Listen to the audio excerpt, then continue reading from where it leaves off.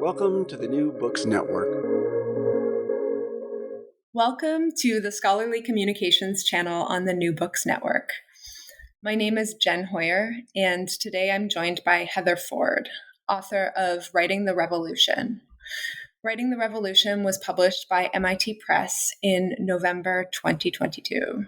In Writing the Revolution, Ford looks critically at how the Wikipedia article about the 2011 Egyptian revolution evolved over the course of a decade, both shaping and being shaped by the revolution as it happened. When data are published in real time, they are subject to an intense battle over their meaning across multiple fronts. Ford answers key questions about how Wikipedia's so-called consensus is arrived at, who has the power to write dominant histories and which knowledges are actively rejected, how these battles play out across the chains of circulation in which data travels, and whether history is now written by algorithms.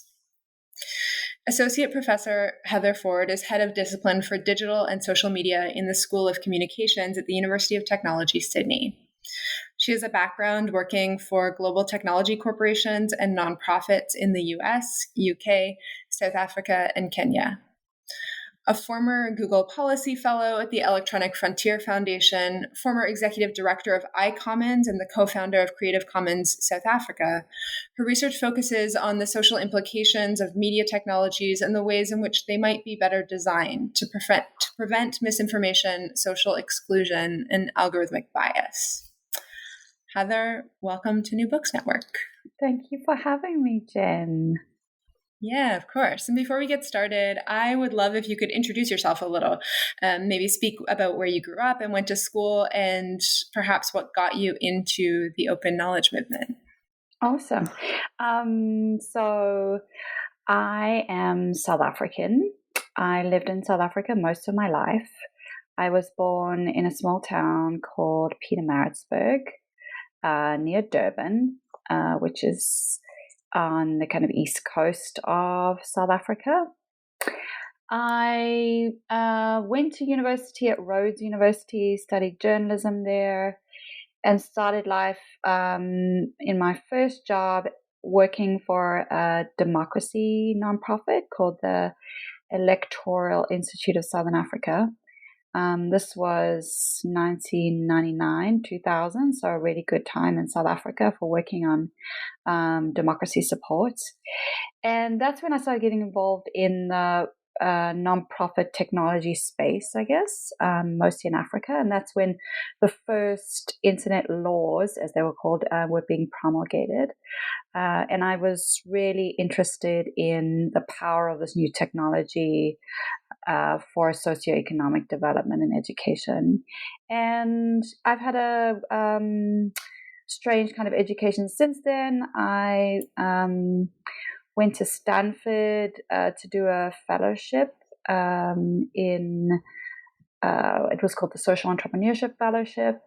And then I actually only went and did my master's at UC Berkeley in Information Management and Systems at the former library school. And then I did my PhD at Oxford University at the Oxford Internet Institute.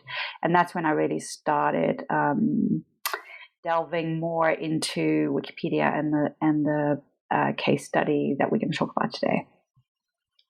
That's really a global path through education and all kinds of things. So turning to your book, Writing the Revolution, can you maybe speak more about your work with Creative Commons and Wikipedia, and then the goals that you brought from all of that work to writing this book? Yeah, so I am one of the co-founders of Creative Commons South Africa, and that happened on the back of my fellowship at Stanford. I was really excited about Creative Commons when I first heard Lawrence Lessig speak about it at Oxford when I first moved to the UK, I think in about 2002. Creative Commons was only a few months old then, and I was really excited about Creative Commons because I felt like it was really offering the Global South and Africa, where I was from and had been doing a lot of nonprofit work, this really great opportunity to share knowledge about our places and local content. And Wikipedia really was the instantiation of the license, because it was the greatest example of how the license could be used to share knowledge about the world in one's own language. So in my work with iCommons, when I was executive director, I hosted Jimmy Wales and other folks from the free and open source software movement on numerous occasions. And we did, I think probably the first editathon in Johannesburg, and students at a university, inner city university, were editing Wikipedia in their own language. And I was really excited about it, but my skepticism really grew during this period, up until about 2009, when I went back to university because I didn't really know what else to do. And my skepticism was that all the licenses in the world wouldn't change the fact that there were reasons other than whether knowledge was true or not, or whether you had a license that enabled you to share it or not, in actually sharing that knowledge and people listening and hearing that. So, it's not just true facts or true statements or the ability to share that affects whether we know stuff about the world. I was starting to see a lot of bias and racism in the ways in which knowledge was accepted or not in places even like Wikipedia. And so this book was really an exploration, a very broad exploration and an open exploration of how Wikipedia shapes the world in ways that we don't usually think about it. Because when we think about Wikipedia shaping, we usually think about vandalism or disinformation, and those are really obvious cases of people trying to shape Wikipedia for worse. But actually, like any knowledge project, Wikipedia is shaped and influenced by the people and the technologies that create it. And so that's the book is really taking this really positive example in many ways, and trying to look at all the ways in which knowledge was shaped for reasons other than whether things were true or not. Yeah, thank you. That's like an exciting framework for thinking about Wikipedia. So then, in chapter 1, you share some anecdotes about how Wikipedia's content circulates on the internet. And you argue that what we're seeing is an epistemological revolution of knowledge platforms, becoming a direct source of facts rather than a directory of other knowledge sources. And can you explain more about that shift and why it matters? Great. Yeah. I mean, this is what's happened in the last 10 years, and something I saw shortly after the revolution in 2011. So it started with Google, but all the other major search engines and platforms have followed.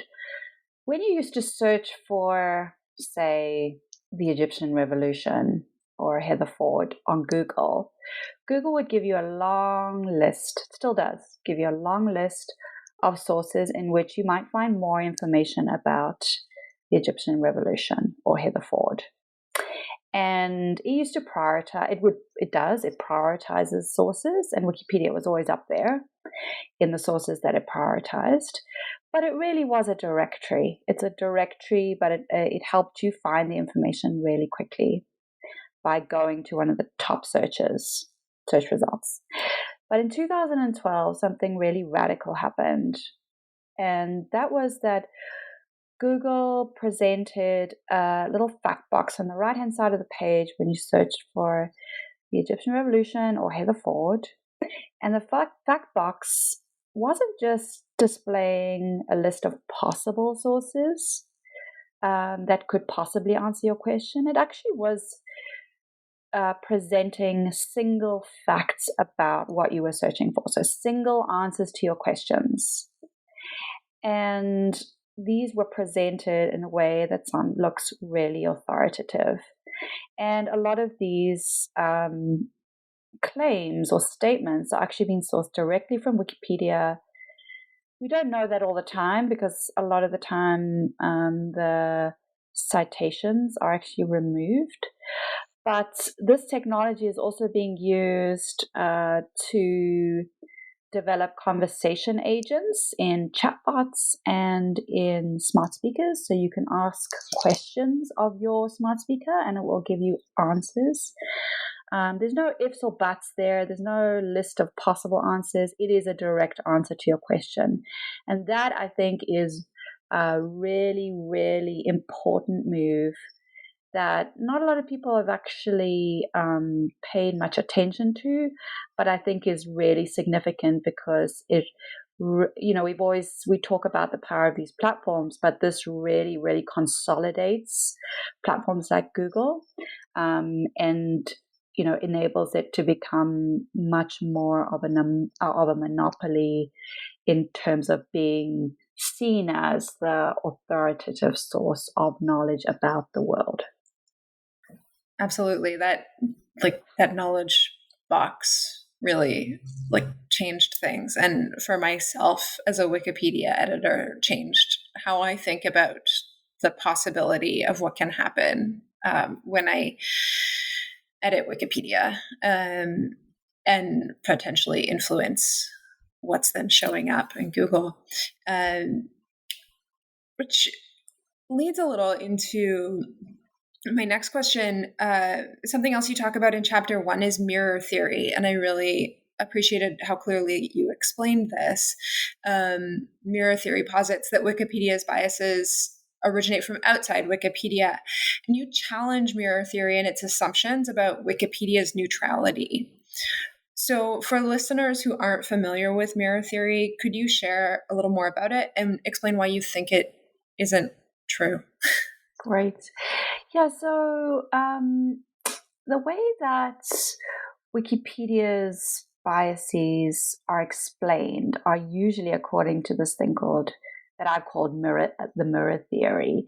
And the best way to explain it is by example. So in 2018, Donna Strickland won the Nobel Prize in Physics. And journalists at the time, when she won the prize, were writing stories about the fact that Wikipedia didn't even have an article about Donna Strickland before she won the prize, and that some editors had tried to start an article about Donna Strickland, and they had had those articles deleted because Strickland supposedly wasn't notable enough to be on the encyclopedia.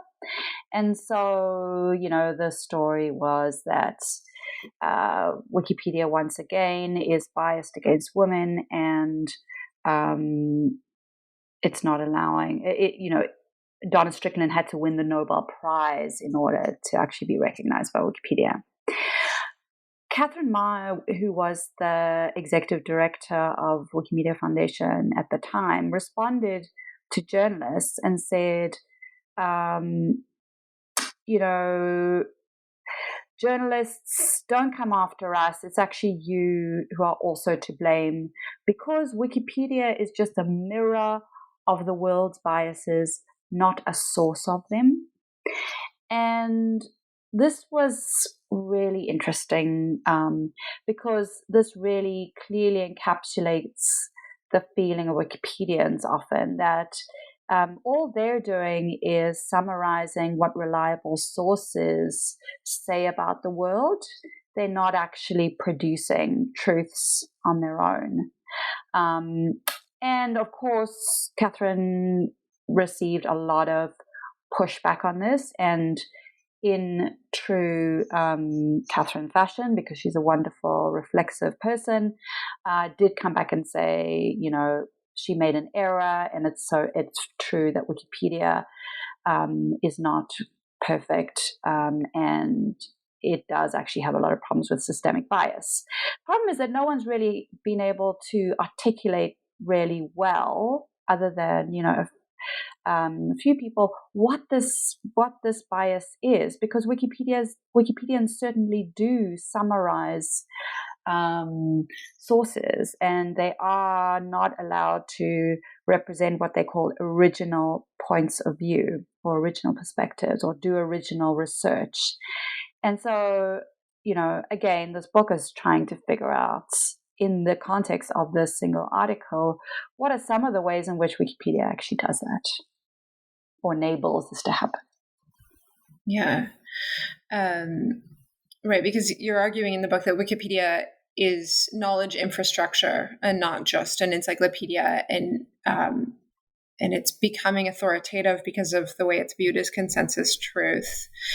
And so the core example in your book is one Wikipedia article related to the revolution in Egypt in 2011. And you orient readers to that in chapter 2. So could you give listeners a little context on the origins of how the origins of the revolution were framed in the media broadly, and then how one Wikipedia user also started doing the work of documenting all of that? Thanks, Jen. Yeah, I mean, it's really important to look at this stuff historically because, when we look in 2022 at the Egyptian revolution, it just seems so obvious. Obviously a revolution was about to happen in Egypt. But actually, at the time, so that's January 2011, the Tunisian revolution had just happened. And no one really, at least from the Western world or the global North, was actually suspecting that Egypt would follow Tunisia's path. The broad consensus in the media at the time, including an article on the BBC, was that Egypt wouldn't revolt. It would not see the same revolution that Tunisia had seen. And so this was actually a big surprise when it happened. And that's one of the reasons why the Western media wasn't actually in Egypt during the first days of the protest. But yeah, in January, a single Wikipedia editor called the Egyptian Liberal created the article. He actually created the article the day before the protest began, which is super interesting. They'd been planned by democracy activists like him, young Egyptian, had been involved in democracy activism for many years, and this seemed like a great opportunity, but no one actually knew whether the people would show up. They'd had protests planned for Police Day on the 25th, but no one knew whether people would show up. And so he prepared the article using a single source from the AFP, which was actually about the planned protest. It wasn't about, because it was the day before, there was no journalistic articles about the protest, and no one was expecting it. So he prepared the article and he published it within a couple of hours of the protest actually beginning on the 25th of January. Yeah, and that example really shifts our understanding of Wikipedia documenting very much after the fact. That proactiveness is really, really fascinating. And so one of the key points that you make about the work that the Egyptian Liberal is doing is that they're not only responding to framing by the media when they write the article, but they're also doing the work of framing for Wikipedia readers, and also, perhaps more importantly, for Wikipedia editors who will be working with them on this.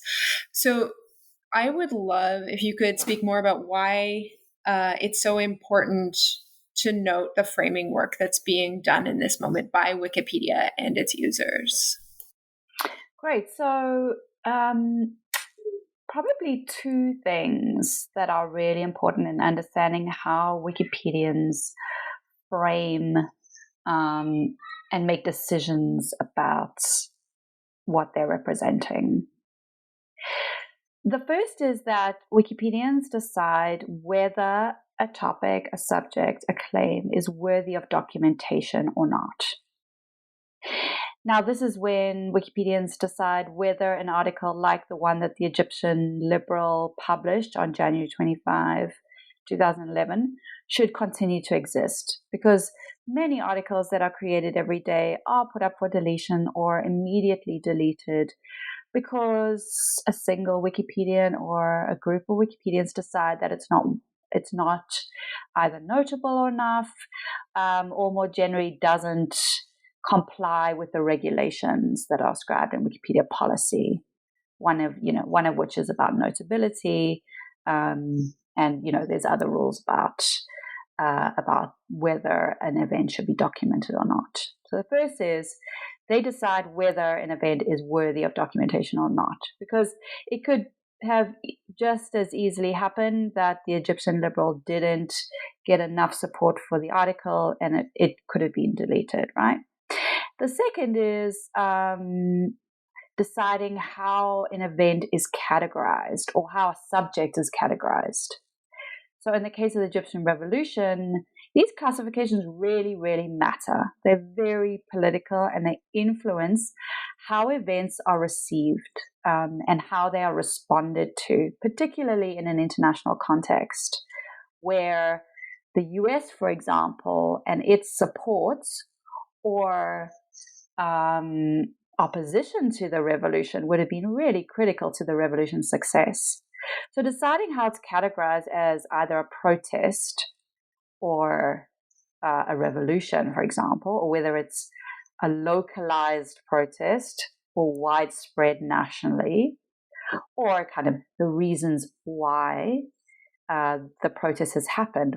All of these categories that are very fiercely debated by Wikipedians are really important, especially in the first stages of the event, to the evolution of the event, to what happens during the event. So it's really important in terms of framing the event, what kinds of subject it is, whether it's important or not, how important it is. And that kind of framing is really critical, not only to the way that we perceive the events that are happening on the ground, but also the response to them, which is kind of amazing when you think about it. It's really, really powerful. And I should also say that every representation of an event is powerful in the same way, right? This is what media does. It frames our response to it by kind of shaping meaning. But what's really interesting about Wikipedia and why it's so important is how critical it's become in terms of bigger infrastructures of fact travel and how powerful it is. But I think you probably want to get to that a bit later, so we'll leave it for there. Sure. I carry on too enthusiastically. Definitely. And I mean, I think that framing work is something we have been taught that Wikipedia doesn't do, that it is this neutral, reflective mirror, and watching for it as a mechanism that is doing the work of framing is really valuable, as you point out. Another thing that you talked about then in chapter 4 is that as this evolved, you learned some things about sources. So you talked about some of your prior work analyzing sources used in Wikipedia articles, and you noted that your thinking about sources changed radically when you started analyzing this Egyptian protest article. Can you explain more about how your thinking changed and how your observations challenged the belief of the Egyptian government that it controlled local media at the time? Great, yeah.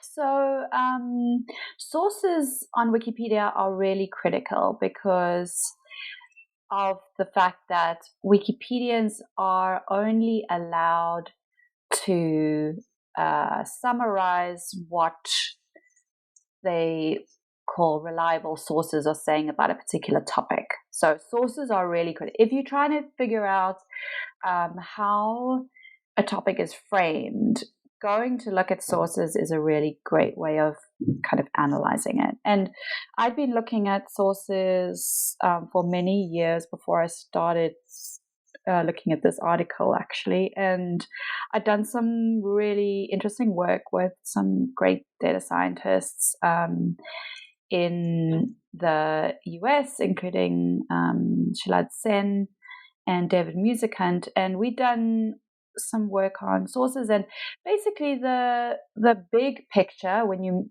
analyze millions of sources across multiple language versions of Wikipedia is that the general rule is that on English Wikipedia, you'll see English sources from the majority of which are from the US, originate in the US, some from the UK. But and if you're looking at Arabic Wikipedia, you'll see majority Arabic language sources.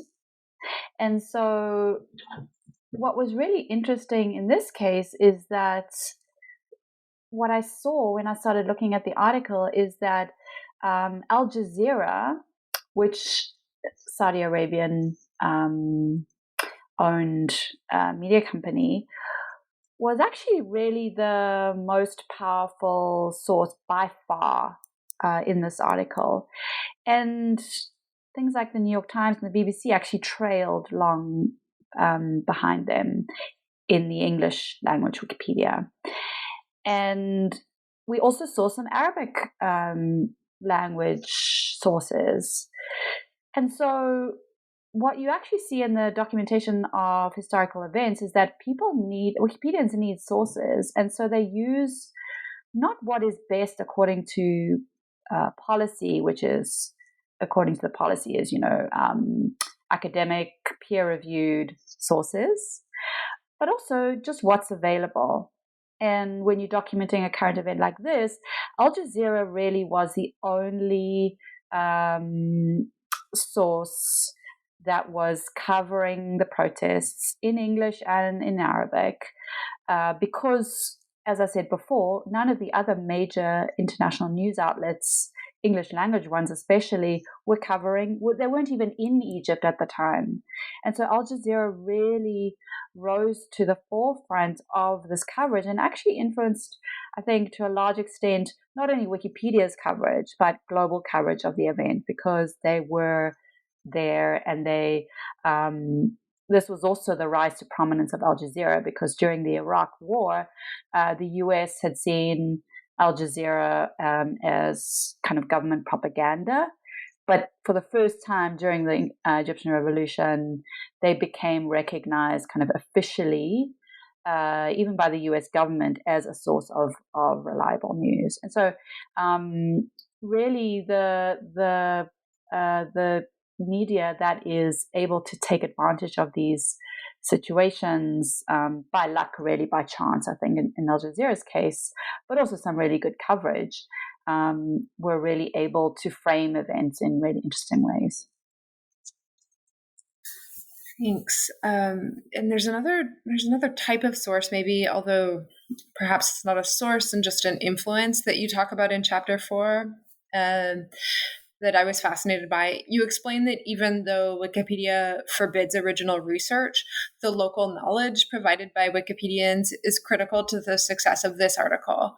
You highlight a few key loopholes that let protesters impact the article's development through Wikimedia Commons. Can you speak more about how Wikipedia is actually a space for local knowledge to impact the way information is created on the platform?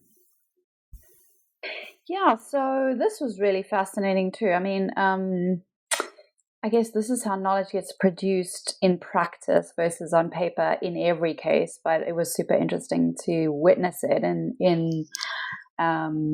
watching this article develop over time.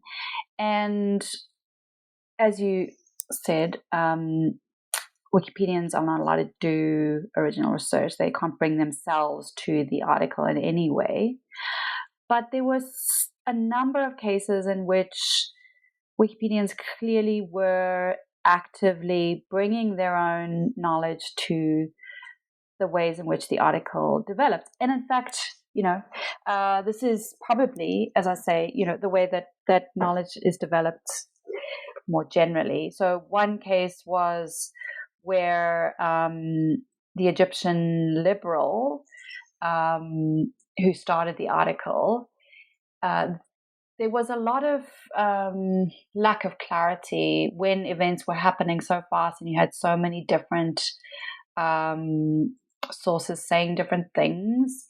And in one case, Wael Gabara, who was the former Google employee who was jailed by the regime because he started the Facebook page that was one of the sources of the revolution. No one knew whether he was still the manager or the organizer of the page, the Facebook page. And so in order for the Wikipedians to reflect this accurately, they had to, they said, does anyone know? And the Egyptian liberal, because he was one of the only Egyptians actually involved in the article, the English language article, and he said, yes, he's just spoken to Wael, and Wael is still the owner of the page. And so, there's a lot of these cases where Wikipedians are actually bringing their own knowledge to it. In the case of Wikimedia Commons, I think if I remember correctly, and I was going to check this, but I didn't get around to it. But so Wikimedia Commons is where photographs are housed that are used for Wikipedia. Photographs and video was housed, and so I think the case that you're referring to was when editors captioned the images. There was one image in particular that was subject to a lot of debate about what was actually happening in the photo, because some said it was plainclothes policemen beating up someone, beating up these protesters, but others said they were just other protesters fighting among themselves. And so here was a case where editors really had to kind of reflect what they thought was happening, but no one actually knew because it was a still photo, and they really could represent what was happening in this photo according to their perspective. Was that the example that you were thinking of? Yeah, well, and I think you also mentioned that if there is no source about something, anybody can upload an image to Wikimedia Commons, and that it is a type of source that can be integrated into an article. And I never thought about it that directly, but of course that makes sense. And we do that all the time with different events to, gather more photos about specific places or topics to have a better representation on Wikimedia Commons. But I'd never thought about how that can be quite so strategic. Yes, as in this example. No, it's true, because, when you think of the image, so there was a lot of debate also about the image in the info box that should represent the revolution.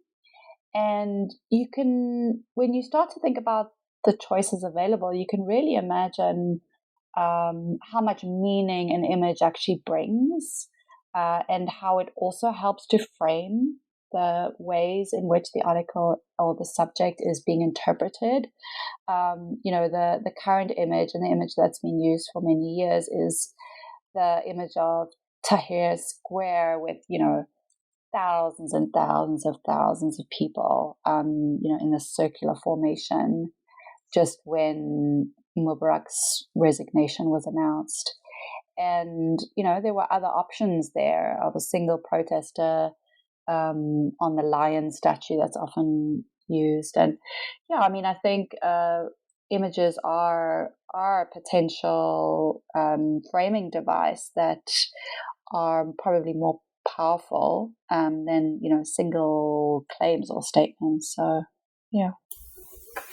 absolutely. And then another framing device is the title of the article. And so in the 5th chapter, you go into a lot of detail about the eventual name change of this article, shifting it to Egyptian Revolution. And you point out that the process for this involved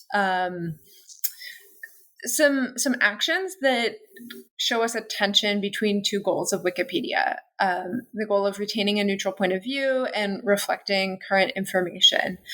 Can you speak a little more about that tension and about the symbolic action of renaming this Wikipedia page?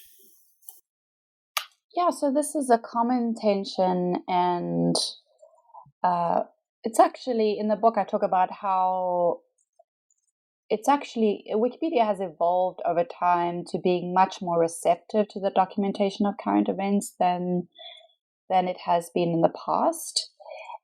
But Wikipedia also recognizes that it's an encyclopedia and that it shouldn't be too quick in its documentation or reflection of what's happening, because in the end they really value their neutrality as they see it, and that's really critical to their authority. But that's actually really, really difficult, as you can imagine, in the case of evolving events like this, because you don't want to wait for a historian, 2, 3, 4 years at best to write the history of the Egyptian Revolution in order to update the article. And so there is, as you say, this tension between being current and being really sure that they're reflecting what reliable sources in some are saying about a topic. And this was really, this is always really demonstrable in the renaming of articles. So when some historic event happens, the Queen of England, the Queen, dying, or in this case, a protest becoming a revolution, which is very subjective. It's very hard to actually recognize. So what does it take to make a revolution? It's an interpretive act. And so the renaming of this article from protest to revolution was really an important step. And editors had been trying, some very activist editors had been trying to change this article to revolution since the beginning of the protests. And other editors were saying, no, it's too soon. Reliable sources are not calling it a revolution, so don't even start, But everyone was expecting that Mubarak would resign. And so the idea was that when the government fell, and by government they were interpreting it as the resignation by Hosni Mubarak, who had been the source of so much hatred by the protesters. When he resigned, there was this sudden move by a mass of editors, many of whom had not been involved in the article prior to this, all moving into the page and trying to change the name of the article from 2011 Egyptian protests to 2011 revolution. Now, some of the editors who had been there for a while were saying, no, you have to wait. We have to wait.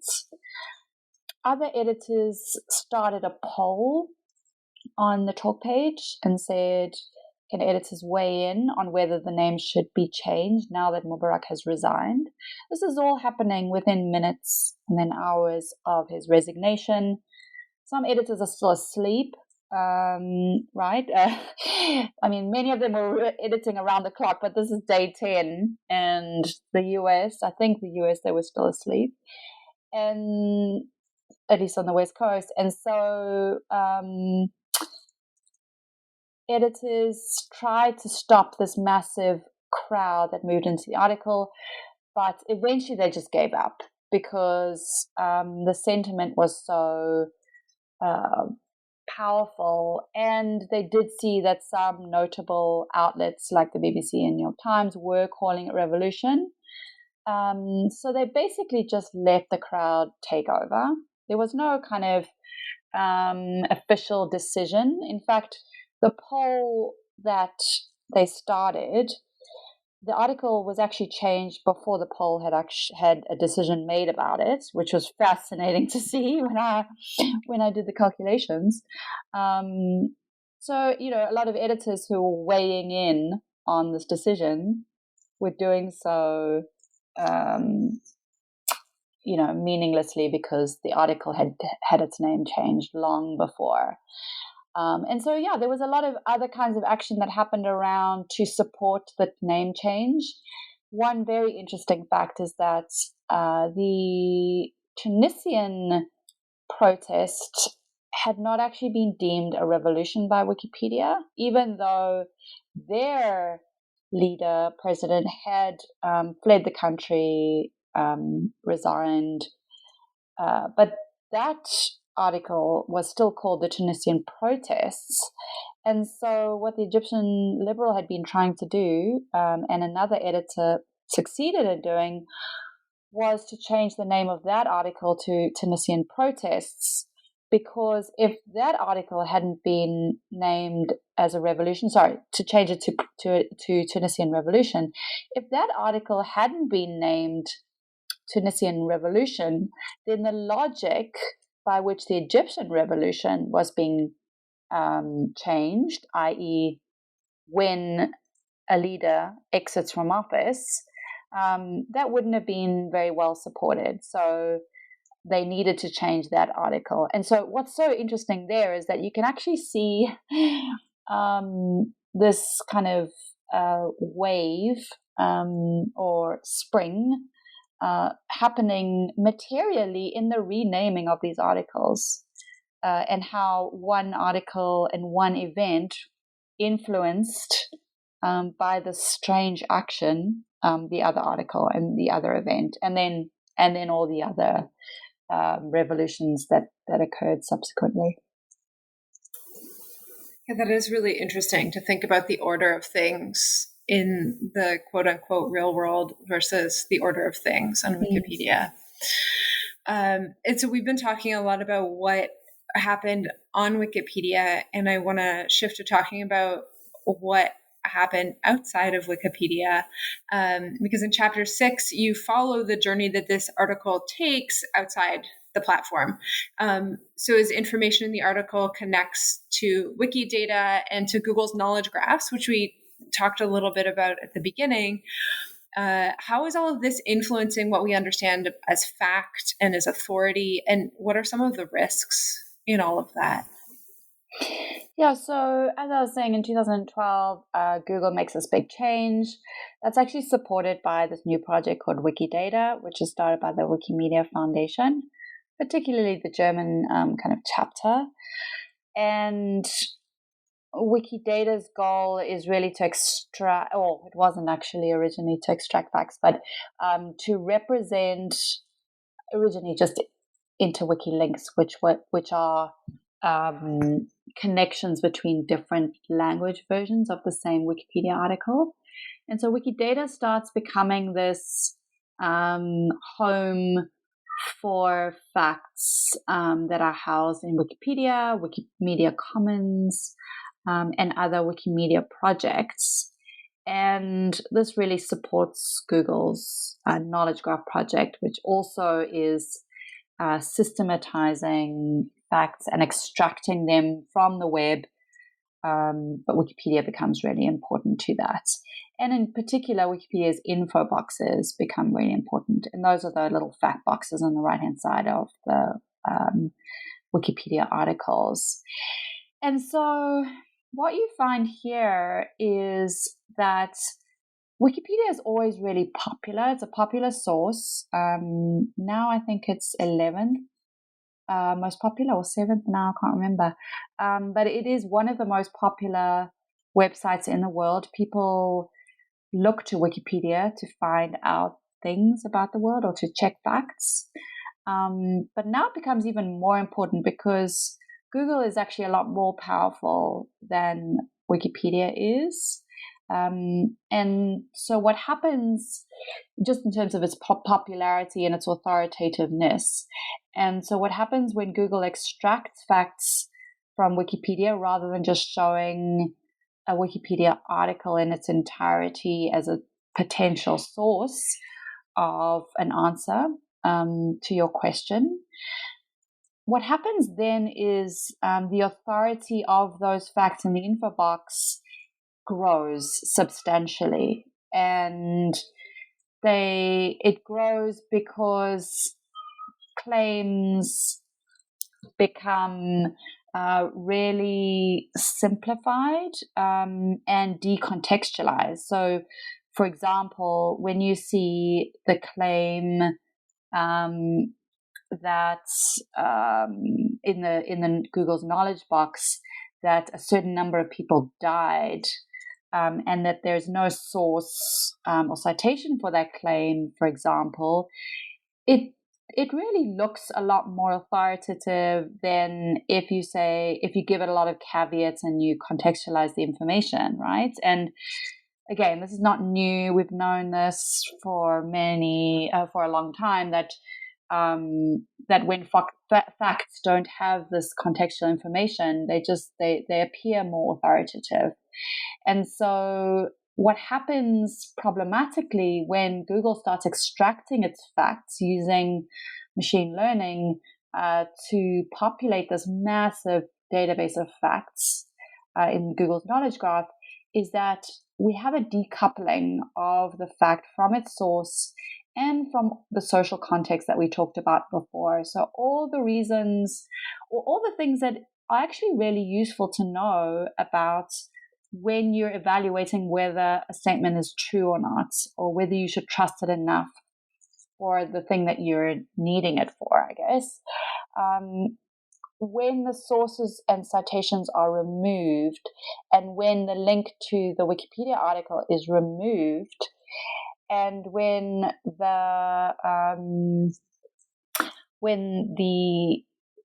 virtual assistant or the smart speaker gives you the answer without citing the source, then it looks more authoritative than it is. And also, you can't question the source, or the fact, you can't discuss it in the same way that you can do on Wikipedia. So this disconnection happens increasingly from 2012. And the risks of the journey, as I've said, from Wikipedia to these other places, notably the database or the knowledge graph, is that this contextual information that's actually really critical to evaluating it disappears.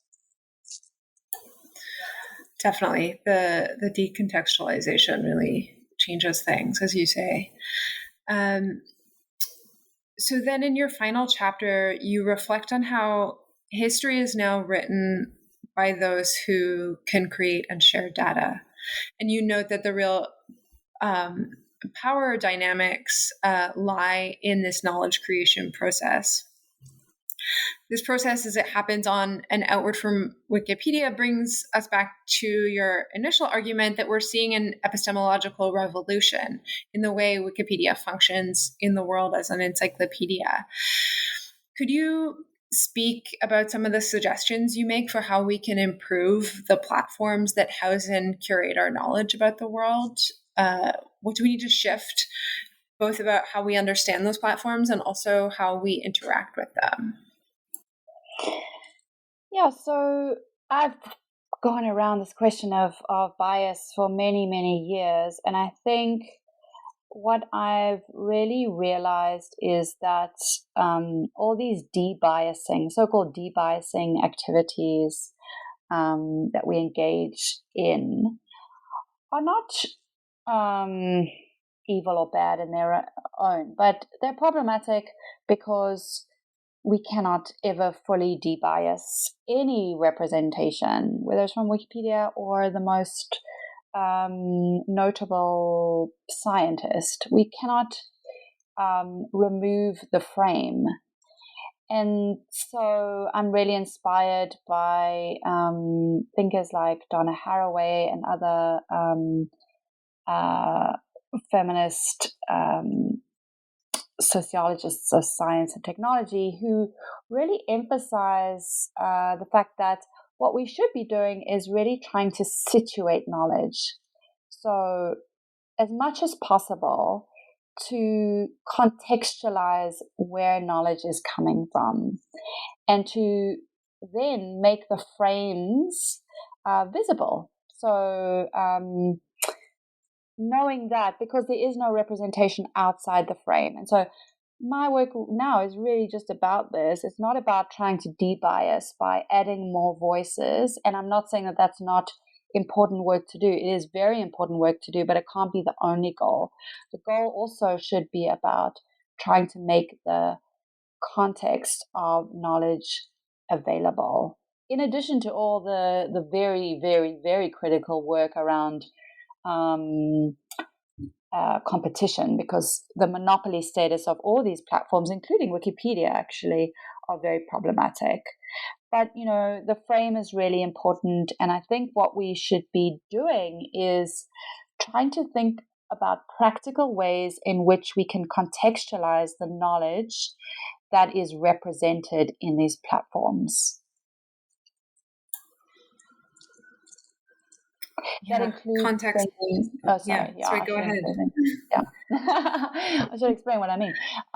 So that includes things like, when was the claim made? It's kind of temporality. When was the claim made? That's really important to know, right? A claim that was made 100 years ago versus a claim that was made 5 seconds ago. Who made the claim? So the source of the claim and its sources is really important. And information about where the claim was made, for example, become really critical. So the kind of geographical locus of a claim and the extent to which, in the context of an event, that becomes really important. To what extent is the claim made in the locus or the location in which the event is happening is very different to a claim that's made very far from the event. And so these kinds of contextual clues or contextual data is actually really, really critical to us being able to evaluate the claims that are being made on platforms like this. And so I think we should be paying a lot more attention to these kinds of data rather than only whether by some global standard a claim is true or not. Definitely. We need like a more nuanced set of literacy tools for sure. And figuring out what those are. It's a big project. Yeah. I don't want to take too much more of your time, but before we wrap up, I would love to hear what you're working on next. What research projects you have on your plate now, if you're working on any of the issues that you raised in your book. Great. Yeah, so as you said, this is a big project, but it is my project. And actually, there are some very practical things that we can be doing. And so my latest project is on question answering machines. And question answering machines is a new facility that we're being enabled by, represented by things like virtual assistants and smart speakers that enable you to ask and have a question answered about the world. And so I think this is really interesting feature of kind of the everyday application of AI and machine learning. And I think what I've been doing in my latest projects that you can find at questionmachines.net is trying to explore how everyday questions about the world can be answered in ways that contextualize those answers. So platforms, as I said, are extracting these answers from all over the web, but they're often decontextualizing them by not offering all the things that I was talking about before. And so these things are very practical to do. So if we had to have a question answering machine that did give us context, that did enable us to evaluate the answers that it's providing, what would that look like? And so I'm really at the beginning stages of that project to explore with other with data scientists and digital literacy experts what this would look like in the practical instance of a smart speaker that only has a voice. How smart speakers present answers in what I think is a more ethical way, which is, providing this situated knowledge. That's exciting. I like to think about more ethical smart speakers. More contextual responses from our smart speakers. Well, thank you so much for chatting with me today. Once again, my guest is Heather Ford, author of Writing the Revolution, published by MIT Press. My name is Jen Hoyer, and you have been listening to the Scholarly Communications channel of New Books Network.